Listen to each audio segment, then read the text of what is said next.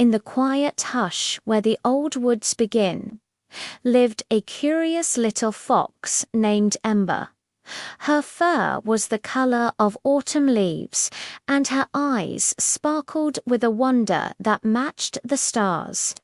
One afternoon, as golden light slanted through the ancient trees, Ember was chasing a monarch butterfly, her paws barely rustling the fallen leaves. The butterfly danced away, and just as Ember pounced, she tumbled head over paws, landing right beside a massive moss-covered log. And there, nestled in the gnarled roots, was something she had never seen before. It was a stone, smooth and grey, but it pulsed with a soft, gentle light, like a captured moonbeam. Ember, ever the explorer, crept closer. She nudged it with her nose, and the light grew a little brighter, warmer. A strange feeling, a mix of excitement and a tiny bit of fear, tickled her whiskers. Gathering her courage, she gently placed her paw upon its surface.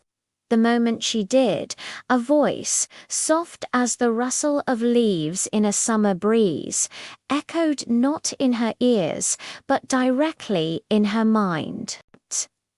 "Ask of me one thing," it whispered, "and I will show you a truth that is hidden from your eyes." Ember's heart thumped a quick rhythm against her ribs. One hidden truth. The possibilities raced through her mind. Where did the squirrels hide their best acorns? Where did the river go after it tumbled over the big waterfall? But then a deeper curiosity took hold. She looked around at the familiar forest, a place she thought she knew so well. "I want to see," she thought, sending the words towards the stone. "I want to see the forest's secret heart." The light from the stone didn't flash or explode. Instead, it flowed out like honey, tracing a shimmering golden line on the forest floor. The line wove through ferns and around toadstools, creating a path where none had been before.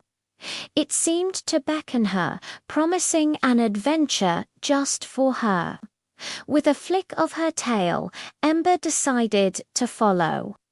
The glowing path led her deeper into the woods, past the grumpy badger's den and the wise old owl's oak tree, into a part of the forest she had never dared to explore. The air grew warmer, and a soft humming sound filled the air, like 1,000 tiny lullabies all being sung at once. The path ended abruptly at a wall of thick, hanging vines. For a moment, Ember thought the journey was over. But the golden light seeped into the vines, causing them to part like a curtain. Ember poked her head through and gasped. Before her was a clearing she never knew existed.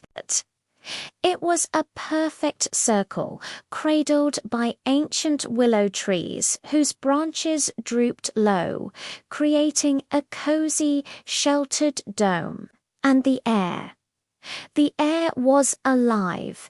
It was filled with fireflies. Not just a few, but hundreds, thousands, maybe even millions of them. They weren't just blinking.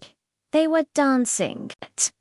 They swirled in graceful spirals, soared in glittering streams, and pulsed together in a silent, luminous symphony. Some danced a slow, gentle waltz, while others zipped and zoomed in playful chases. The clearing was bathed in their warm, magical glow, a secret ballroom in the heart of the woods. Ember stepped fully into the clearing, her paws sinking into the softest moss she had ever felt. She found a comfortable spot, curled up with her tail wrapped around her, and simply watched. She wasn't chasing or exploring anymore. She was just being. The dance of the fireflies filled her with a profound sense of peace, a feeling of being completely safe and perfectly in place. She watched them for what felt like hours, their light reflecting in her wide, wondrous eyes. It was a truth more beautiful than any secret she could have imagined. As the real moon began to rise high in the night sky, the fireflies' dance started to slow. One by one, their lights winked out until only a few stragglers remained. The magical glow of the clearing faded, returning to the gentle shadows of the night. Ember turned to look for the glowing path that had brought her here, but it was gone. And when she padded back to the fallen log, the whispering stone was gone too. It had simply vanished, leaving no trace. But Ember didn't feel sad. As she trotted home under the starlight, she carried the memory of the dancing lights within her. It wasn't a magic she could hold in her paws, but a warmth she could feel in her heart. The stone was gone, but it had given her a gift far more precious than any object, a beautiful, hidden truth that was now hers to keep forever. A memory brighter than any magic. Thank you so much for joining me on this little journey today. If you enjoyed Ember's story, don't forget to like and subscribe for more adventures. Until next time, take care.